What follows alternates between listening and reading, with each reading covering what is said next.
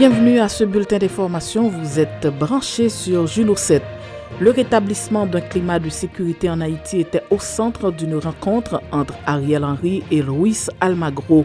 Alors qu'il séjourne aux États-Unis avec le ministre des Affaires étrangères Jean-Victor Généus dans le cadre du 9e sommet des Amériques, le Premier ministre Ariel Henry a rencontré le secrétaire général de l'Organisation des États américains Luis Almagro.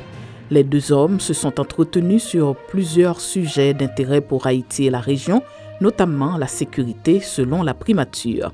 Le secrétaire général de l'organisation hémisphérique a promis de sensibiliser les partenaires de la région afin d'accompagner le gouvernement haïtien dans ses efforts visant à rétablir la sécurité sur tout le territoire, toujours selon la primature.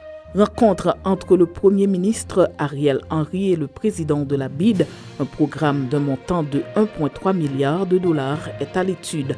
En marge du 9e sommet des Amériques, le chef du gouvernement, accompagné entre autres du ministre des Affaires étrangères Jean-Victor Généus, a informé qu'il a rencontré mardi le président de la BID, Mauricio Claver Caron. La réunion a porté sur certains défis auxquels Haïti fait face, la baisse du PIB et du niveau de vie de la population, l'augmentation de l'inflation, l'insécurité entre autres. Quant au problème de l'insécurité, la BID pense qu'elle pourrait fournir de l'assistance à la PNH ou au ministère de la Justice, a rapporté le Premier ministre Henry. Une réunion de suivi, a-t-il ajouté, devrait être programmée pour discuter davantage de possibles apports de cette importante institution financière à la lutte contre ce fléau en Haïti. Le CARD insiste sur la nécessité d'un tribunal spécial pour l'aboutissement de l'enquête sur l'assassinat de Jovenel Moïse. Le 7 juillet prochain ramènera la première année de l'assassinat de l'ancien président Jovenel Moïse. En prélude à cette date, le Centre d'analyse et de recherche en droits de l'homme, CARD, a publié un rapport dans lequel il a fait un état des lieux 11 mois après la perpétration de ce crime transnational et propose une réforme du droit et la création d'un tribunal spécial pour que le procès puisse se tenir. 11 mois après l'assassinat du président Jovenel Moïse par des mercenaires, l'enquête judiciaire autour du dossier est au point mort, signale l'institution qui estime qu'il y a un besoin de justice pour le peuple haïtien et la famille Moïse. Le président de la CIS défend l'accord de coopération signé avec le consulat général d'Haïti à Santiago. Le président de l'association des commerçants et industriels de Santiago, ACIS, Sandy Philpo, a défendu lundi l'accord conclu avec le consulat général d'Haïti dans cette ville. Cette sortie intervient après les déclarations du maire de Santiago, Abel Martinez, soulignant une certaine irrégularité et inconstitutionnalité dans le document.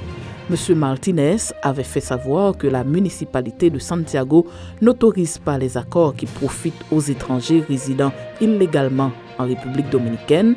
Selon M. Martinez, ce document viole toutes les règles ayant rapport au développement de sa ville. Des associations de magistrats demandent au Premier ministre de ne pas nommer des avocats à la Cour de cassation. L'Association professionnelle des magistrats, l'Association nationale des magistrats haïtiens et l'Association des juges de paix haïtiens ont adressé au Premier ministre Ariel Henry une lettre dans laquelle elles lui demandent de ne pas nommer les avocats sur la liste des candidats à la Cour de cassation.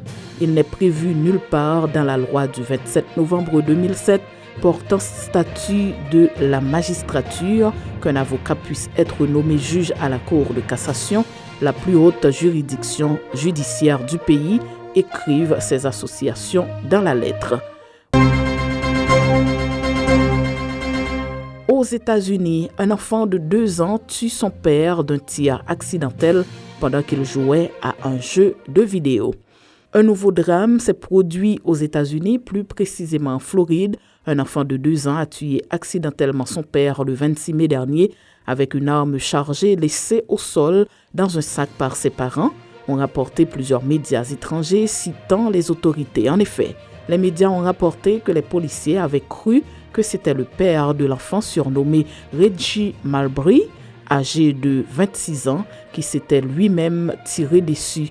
L'aîné des 3 enfants de la victime a raconté aux policiers que l'auteur du coup mortel était son petit frère de 2 ans qui a tiré dans le dos de son père alors que ce dernier jouait à un jeu de vidéo sur un ordinateur, a expliqué le shérif du comté d'Orange, John Mina, lors d'une conférence de presse. C'est la fin de ce bulletin d'information. Merci de votre fidélité à Juno 7.